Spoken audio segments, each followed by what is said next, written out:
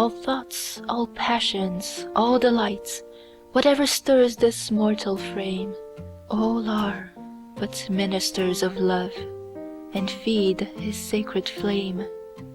Oft in my waking dreams do I live o'er again that happy hour, when midway on the mount I lay, beside the ruined tower. The moonshine stealing o'er the scene had blended with the lights of eve, and she was there, my hope, my joy, my own dear Genevieve.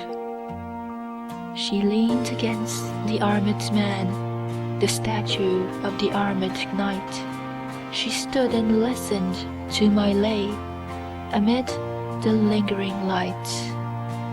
Few sorrows had she of her own, my hope, my joy, my Genevieve. She loves me best whene'er I sing the songs that make her grieve. I played a soft and doleful air, I sang an old and moving story, an old rude song that suited well that ruin wild and hoary.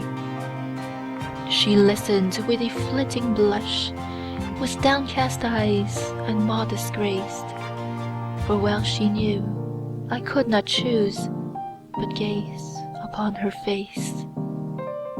I told her of the knight that wore upon his shield a burning brand, and that for 10 long years he wooed the lady of the land.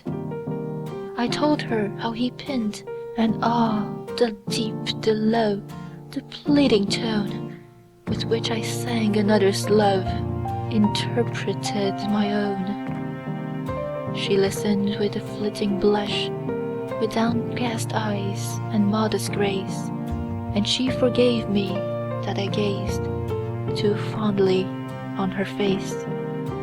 But when I told the cruel scorn that crazed that bold and lovely knight, and that he crossed the mountain woods, nor rested day nor night, that sometimes from the savage den, and sometimes from the darksome shade, and sometimes starting up at once in green and sunny glade, there came and looked him in the face an angel beautiful and bright, and that he knew it was a fiend, this miserable knight, and that, unknowing what he did, he leaped amid a murderous band, and saved from outrage worse than death the lady of the land.